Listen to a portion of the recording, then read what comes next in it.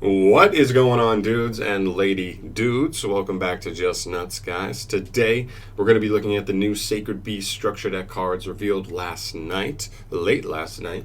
And yeah, we'll see how this goes. I know a lot of people were excited about Sacred Beast. They did get second in the OCG structure deck vote.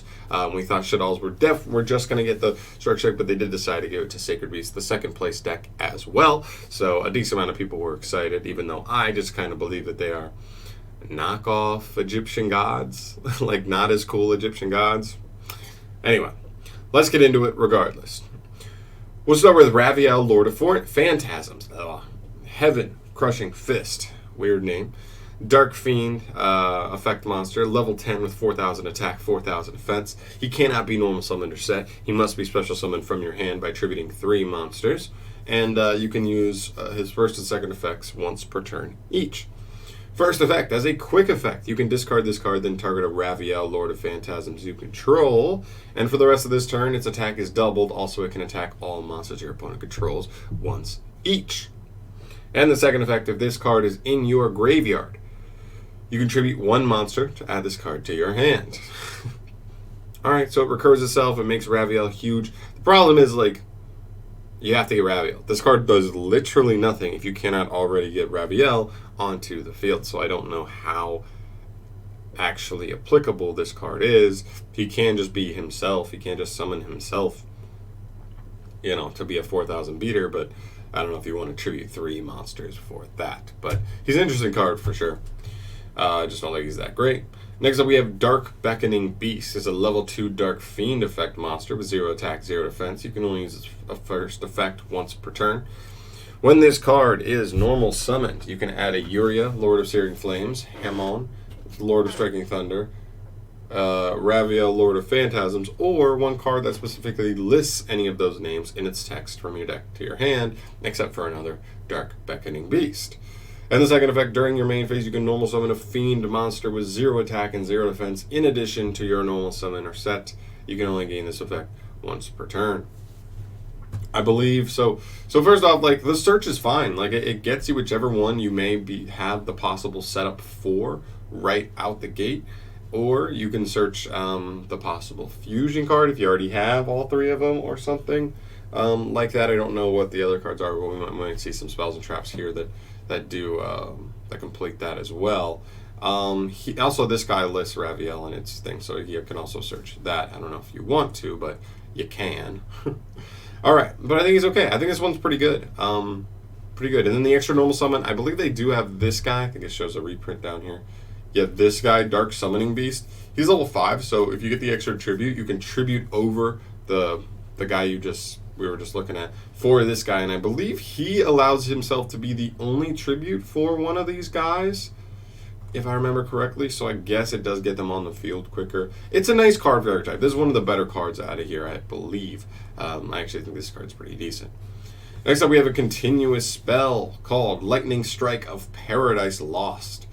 First effect, to special summon Hamon, Lord of Striking Thunder, using its own procedure, you can send face-down spells you control to the graveyard instead of face-up continuous spells or any combination of both. So I'll give you some versatility there. Second effect, once per turn, when an opponent's activated spell or trap card or effect resolves while you control a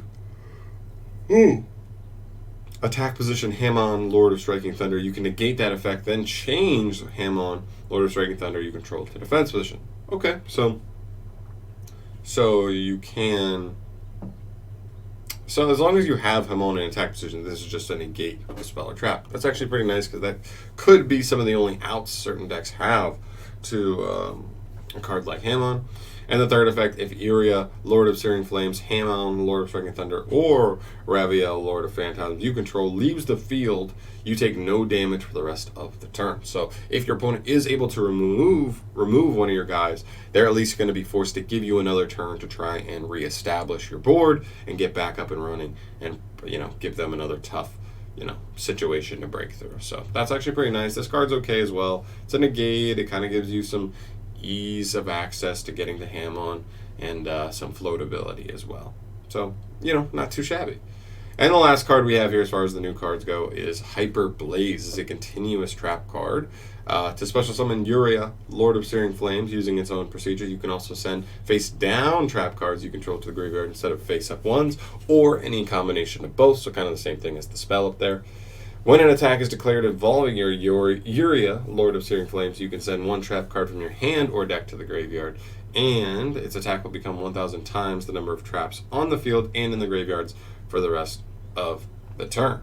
So, one thing I will say is that Foolish Burial of a trap could actually be kind of nice. Like, imagine like something like Paleozoic. You could send a Paleozoic, and then if you activate a trap, another trap, it could come back as extra material. You could send something like Lost Wind, which gives you some, plays longevity-wise in the duel. And yeah, otherwise it's just going to get a buff. Yuria's stats are going to become reflective on how many traps you've used so far in the duel, or have gone through so far in the duel, which is decent. I think this card, that's okay. And the third effect, once per turn, you can discard a card. Take one Yuria, Lord of Searing Flames, Hamon, Lord of Stricken Thunder, or Ravia, Lord of Phantasm from your graveyard, and either add it to your hand or special summon it, ignoring its summoning conditions. That is actually feisty. That third effect is nice. If you can just get any of them in the grave, all it takes is a once per turn discard to get them back on the field, ignoring their summoning conditions, which is pretty nice. I mean, just big beatstick after beatstick. This card's also okay. I think so. Unfortunately, I think after all this is said and done, I think we're just lacking the power. The problem is I'm not even sure that any of Yuria, Hamon, or Raviel are actually like good enough boss monsters on their own to even win a duel. I mean, like, when you have a deck that's built all around a boss monster, usually you want that boss monster to be like Ultimate Conductor Tyranno, Doom King Valordrock, Apocryphal Towers. You know what I mean? Like literal boss monsters that you read and you're like, whoa, that card does a ton. I'm not even sure that these guys even can do that. You know what I'm saying? So I'm kind of worried about that. Even though I think these are okay, I don't like this guy too much. I think this card's pretty good, but like, how good is pretty good? You know what I mean? Like, is it really enough? I don't know. I'm just a guy. So, we'll see. And then we also have some reprints / like possible like OCG or anime, whatever, imports here from like fine cards. They're fine. They don't really matter that much, honestly. But yeah, these are like the big ones. I think it's okay. I honestly do. I really don't see this being anything more than casual. I don't even think it's going to be a rogue deck. Competitively, it's going to be casual at best. I think it'll be a fun deck for the people who love this nostalgia-wise from, the Yu-Gi-Oh! GX days, but I think that's going to be about it, unfortunately, for this deck. But yeah, let me know your guys' thoughts down below. If you think I'm off base, if you think this deck actually does have a legitimate chance of being anything significant competitively, definitely let me know your thoughts down below. And yeah, that's going to do it for me here, guys. Thank you so much for watching this video. As always, if you want to see more news videos from me in the future, go ahead and subscribe to the channel now. And I'll see you in the next video. Peace.